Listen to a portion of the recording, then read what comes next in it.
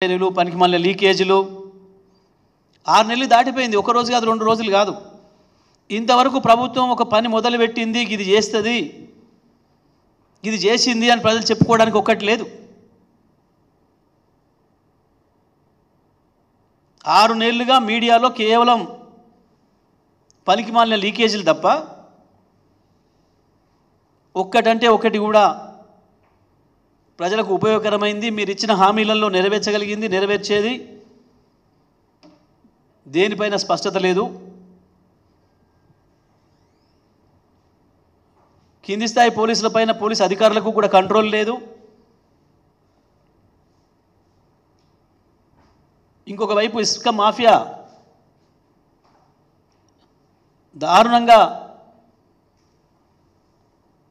నదులను తోడేస్తుంది. ఒక్కొక్క నదిలో 300-400 లారీలు కనబడుతున్నాయి. ఏ అనుమతులు లేకుండా, ఎక్కడ లేకుండా యథేచ్ఛగా,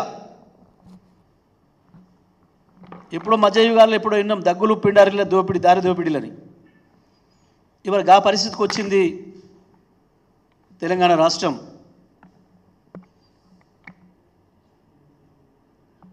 ఇవన్నిటి కూడా మీరు ఈ పనికిమాలిన రాజకీయాలు బంద్ చేసి, ఈ చెత్త లీకేజీలు బంద్ చేసి మొత్తం ఇదే పని మీద కూర్చొని తయారు చేస్తున్నట్టున్నారు.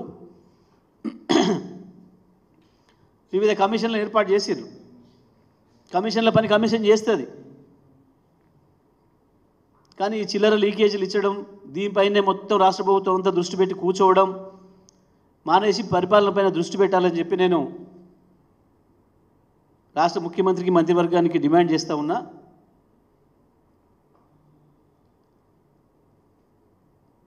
వెంటనే రైతు భరోసా కొత్తగా ప్రారంభం చేస్తారా? ఈ లోపల రైతు బంధు వేస్తారా?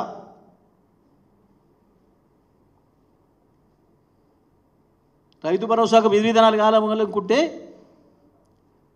ఆ విధి విధానాలు వచ్చే లోపల రైతు బంధు అయినా అమలు చేయండి వెంటనే. యాసంగి ఎట్లయితే కేసీఆర్ గారు ఇచ్చిన రైతు బంధును కొనసాగించినరో, ఇప్పుడు వానకాలం కూడా ఈ జూన్ 30 లోపే మొత్తం గతంలో ఇచ్చినట్టుగా రైతు బంధు వెంటనే రైతుల ఖాతాల్లో జమ చేయాలని చెప్పి నేను బీఆర్ఎస్ పార్టీ నుంచి డిమాండ్ చేస్తూ ఉన్నా. ఇదే సందర్భంలో ఏదైతే విద్యుత్తు అంశాలపైన, ప్రాజెక్టులపైన రాష్ట్ర ప్రభుత్వానికి ఏదో అనుమానాలు ఉన్నాయని చెప్పి, ఎక్కడనో విధి విధానాలు పాటించడంలో లోపం జరిగిందని, దానివల్ల ప్రభుత్వ ఖజానాకి ఏదో నష్టం జరిగిందని చెప్పి అనుమానం ఉందని మీరు ఏదైతే జస్టిస్ ఎల్ నరసింహారెడ్డి గారి నేతృత్వంలో కమిషన్ వేసినరో, ఆ కమిషన్ నుంచి కూడా నాకు కూడా ఉత్తరం వచ్చింది నిన్న ఉదయం. వారు ఇప్పటి వరకు ఎవరెవరినైతే విచారించారో, ఎవరి నుంచి వారికి సమాచారం వచ్చిందో, దాదాపుగా 30-35 మంది నుంచి పైగా అధికారులు, రాష్ట్ర ప్రభుత్వ అధికారులు,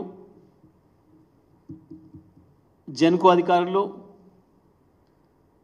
అదేవిధంగా బిహెచ్ఎల్ అధికారులు, వీళ్ళందరి నుంచి మిగతా బయట సంస్థల వాళ్ళు, వారందరిచ్చిన వాంగ్మూలాలని, వారందరిచ్చిన ఉత్తరాలన్నింటినీ కూడా క్రోడీకరిస్తూ నాకు పంపించి, దీనిపైన మీరు ఏదైనా అభిప్రాయం చెప్పదలుచుకుంటే ఈ మా లేఖ అందిన వారం రోజుల్లో మీరు చెప్పండి. ఒకవేళ మీరు వారిని ఎవరినైనా క్రాస్ ఎగ్జామినేషన్ చేయదలుచుకుంటే కూడా చెప్పండి, మీ అభిప్రాయాన్ని తెలియపరచండి, మేము వెసులుబాటు కల్పిస్తామని చెప్పి కమిషన్ నుంచి నాకు ఉత్తరం వచ్చింది. తప్పకుండా నేను కూడా అన్ని విషయాలపైన నాకున్న సమాచారాన్ని ఇస్తా. అదేవిధంగా ఇప్పుడు ఈ కమిషన్ ముందట ఎవరెవరైతే వాంగ్మూలాలు ఇచ్చి ప్రజల్లో ఒక లేనిపోని అనుమానాల్ని, అపోహలు సృష్టించడానికి ప్రయత్నం చేసినరో, వాళ్ళ స్వయం జనిత ఆలోచనలు, వాళ్ళ ఊహల నుంచి వాళ్ళ ఊహల నుంచి ఆలోచనలు చేసి గత ప్రభుత్వం పైన బురద జల్లే ప్రయత్నం చేసినరో వాళ్ళందరి వాంగ్మూలాల్లో ఉన్న తప్పులేందో కూడా స్పష్టంగా కమిషన్కు వివరించడానికి నేను ఈ అవకాశాన్ని వినియోగించుకుంటా. వారిచ్చిన ఉత్తరం అందిన వారం రోజుల లోపల తెలియజేయమని చెప్పిండ్రు. వారిచ్చిన ఉత్తరం నిన్న ఉదయం 11 గంటలకు నాకు సూర్యాపేట క్యాంప్ ఆఫీసులో వస్తే సాయంత్రం నాకు చేరింది. ఈ వారం రోజుల్లోనే నేను తప్పకుండా అవకాశాన్ని తీసుకొని వీరు ఎవరెవరు ఏం చెప్పిండ్రు, ఇందులో వారి అనుమానాలలో ఎటువంటి నిజం లేదు, కేవలం ఇవి రాజకీయ వ్యక్తిగత కారణాలతోని ఈర్ష్యలతోని ద్వేషాలతోని చేసిన ఆరోపణలు తప్ప నిజం కావు అనేది ప్రతి అక్షరం కూడా నిరూపిస్తాం. అదే సందర్భంలో నేను ఇంకొక విషయాన్ని కూడా కమిషన్ విజ్ఞప్తి చేస్తా. దీంట్లో అందరిని విచారిస్తేనే సమగ్రమైన సమాచారం వస్తుంది మీకు. మీరు ఏ ఛత్తీస్గఢ్తోని విద్యుత్ ఒప్పందం చేసుకోవడం వల్ల నష్టం జరిగిందని చెప్పి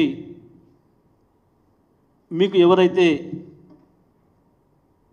సమాచారం ఇచ్చిండ్రో, ఎవరి సమాచారం ఆధారంగా మీరు ఇప్పటికే ఓ నిర్ణయానికి వచ్చినట్టుగా ప్రకటించిండ్రో, దాంట్లో ఇంకా అందరిది పూర్తి కాలే. ఆ రోజు ముఖ్యమంత్రిగా, తెలంగాణ ముఖ్యమంత్రిగా కేసీఆర్ గారు తీసుకున్న నిర్ణయమని, దాన్ని ఆ రాష్ట్ర ప్రభుత్వంతో ఎంఓయూ చేసుకునేటప్పుడు ఆ ఛత్తీస్గఢ్ రాష్ట్ర ముఖ్యమంత్రి రమణ్ సింగ్ గారితో చేసుకున్నారు. కాబట్టి ఇద్దరు భాగస్వాములు కాబట్టి ఏ పద్ధతుల్లో అయితే కేసీఆర్ గారిని పిలిచారో అదే పద్ధతుల్లో రమణ్ సింగ్ గారిని కూడా పిలవాల్సిన అవసరం ఉంది. దీనికి వారి నుంచి కూడా మీరు సమాచారం తీసుకోవాల్సిన అవసరం ఉంది. అదేవిధంగా వాళ్ళ రాష్ట్ర ప్రభుత్వ అధికారులు, దాంట్లో భాగస్వాములైన వాళ్ళు, వాళ్ళ జెన్కో కావచ్చు, వాళ్ళ ట్రాన్స్కో కావచ్చు, వాళ్ళ డిస్ట్రిబ్యూషన్ కంపెనీలు కావచ్చు, అదేవిధంగా జనరేటర్ కావచ్చు, విద్యుత్తును మనకిచ్చిన జనరేటర్ కావచ్చు, వీరందరి నుంచి కూడా మీ సమాచారం తీసుకోవాల్సిన బాధ్యత మీ పైన ఉంది అనే విషయాన్ని కూడా నేను వారికి తెలియజేయదలుచుకున్నా. అందరిని విచారించకపోతే సమగ్రమైన విచారణ కాదు. ఏదైనా లోపం జరిగింది, ఇబ్బంది జరిగింది, పొరపాటు జరిగింది, నష్టం జరిగింది అనుకున్నప్పుడు, అది ఇద్దరు వ్యక్తులతో జరిగింది అనుకున్నప్పుడు ఆ ఇద్దరిని కూడా విచారించాల్సిన బాధ్యత కమిషన్గా మీ పైన ఉందనే విషయాన్ని కూడా నేను నరసింహారెడ్డి గారికి గుర్తు చేయదలుచుకున్నా. జస్టిస్ నరసింహారెడ్డి గారికి గుర్తు చేస్తా. అందులో బిహెచ్ఎల్ అధికారులు కావచ్చు, ఇంకా ఇతర సంస్థల అధికారులు కూడా కావచ్చు. తప్పకుండా చేయాల్సిన అవసరం ఉంది. ఏ విధంగానైతే మీరు ఈఆర్సీ నిర్ణయం పైన కూడా మీరు విచారణ చేస్తున్నారో, మరి దీంట్లో వాస్తవానికి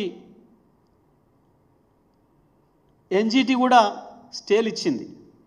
మరి ఎన్జీటీని కూడా విచారించే పరిధి ఉందా మీకు? ఎన్జీటీని కూడా ఏమైనా పిలుస్తారా? వారికి కూడా నోటీసులు ఇస్తారా? అది కూడా ఒకసారి ఆలోచించుకోండి. ఇంతేకాదు, ఇప్పుడు ఇవాళ ఏ సబ్ క్రిటికల్, సూపర్ క్రిటికల్ అని చెప్పి ప్రజలకు తెలియని గందరగోళం సృష్టించాలని ప్రయత్నం చేస్తున్నారో కొంతమంది మీ ముందు, వీటికి అనుమతులు ఇచ్చిన కేంద్ర ప్రభుత్వ సంస్థలు, ప్రభుత్వ రంగ శాఖలు ఎవరెవరు ఉన్నారో ఇందులో అనుమతులు ఇచ్చిన వాళ్ళు, మరి వాళ్ళందరూ కూడా పిలవాల్సిన బాధ్యత మీ పైన ఉంది. అది అధికారుల స్థాయిలోనే జరిగిందా? అనుమతులు ఇవ్వడం అనేది మంత్రులు కూడా ఇచ్చినారా దీనికి? ఎందుకంటే పర్యావరణ అనుమతి కావచ్చు, ఇతర రకాల అనుమతులు అన్నీ అవసరం ఉన్నాయి. దీనికి అవసరం ఇచ్చిండ్రు వాళ్ళందరూ కూడా. భద్రాద్రికి ఇచ్చిండ్రు, యాదాద్రికి ఇచ్చిండ్రు. మరి వారందరికీ కూడా విచారించాల్సిన బాధ్యత మీ పైన ఉంది. మరి వీరందరికీ ఎవరికి కూడా మీరు నోటీసులు ఇచ్చినట్టు కానీ, వారిని రమ్మని ఆహ్వానించినట్టు కానీ ఎక్కడ కూడా కనపడడం లేదు. ఇవేవి చేయకపోతే సమగ్రమైన విచారణ కాదు. మీరేదో హడావుడిగా ప్రభుత్వ ఆలోచననో, రాష్ట్ర ప్రభుత్వాన్ని నడుపుతున్న పార్టీ ఆలోచననో, కేంద్ర ప్రభుత్వాన్ని నడుపుతున్న పార్టీ ఆలోచననో, దానికి అనుకూలంగా ఏదో దానికి సపోర్ట్గా చెప్పడానికో రిపోర్టు చేసే పద్ధతుల్లో చేసినట్టుంటుంది తప్ప, మీరు సమగ్రమైన న్యాయ విచారణ చేసినట్టు కాదు. ఇందులో భాగస్వాములైన ప్రతి ఒక్కరిని పిలవకపోతే, ప్రతి ఒక్కరి నుంచి కనుక మీరు వాంగ్మూలం తీసుకోకపోతే అది సరైనది కాదు అనే విషయాన్ని కూడా నేను విజ్ఞప్తి చేయదలుచుకున్నా.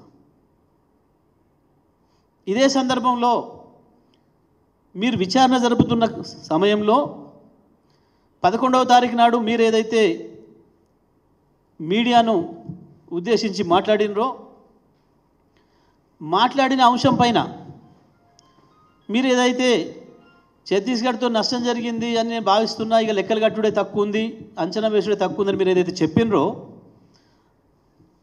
దానికి అనుకూలంగా 2-3 రోజుల్లోనే కొన్ని పత్రికల్లో ప్రధాన వార్తగా, ప్రధాన శీర్షికగా 6,000 కోట్ల నష్టం జరిగింది అని చెప్పి కూడా వార్తలు వచ్చినాయి, వార్తలు ప్రచురితమైనాయి, ప్రజలకు వెళ్ళిపోయినాయి.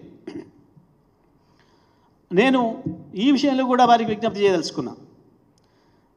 వీరందరూ కూడా నోటీసులు ఇచ్చి పిలవాలి. మీకు ఈ సమాచారం ఇచ్చింది ఎవరు? ఎవరి సమాచారం ఆధారంగా మీరు ఈ వార్త రాసినరు? 7 కోట్ల రూపాయలు, 7,000 కోట్లు చెల్లింపులు జరిగినాయని, అందులో 6,000 కోట్లు దుర్వినియోగమైనాయని ఒక సమాచారాన్ని ఈ రాష్ట్ర ప్రజలకు వదిలినరు. ఈ సమాచారాన్ని పబ్లిష్ చేసిన వాళ్ళు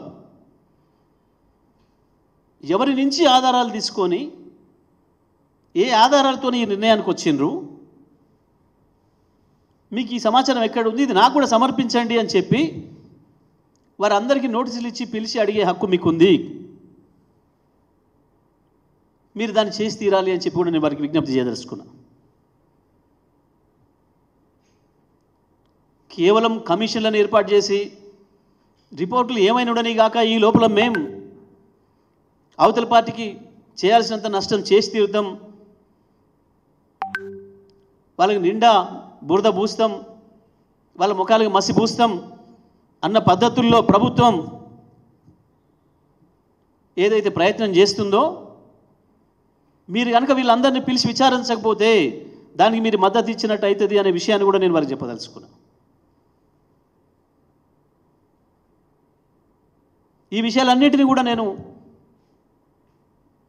కమిషన్కు తెలియజేయదలుచుకున్నా. నాకు ఇచ్చిన అవకాశాన్ని వినియోగించుకొని వీటన్నిటిపైన కూడా వారు విచారణ జరుపుతారని చెప్పి నేను ఆశిస్తున్నా. లేదు అని అంటే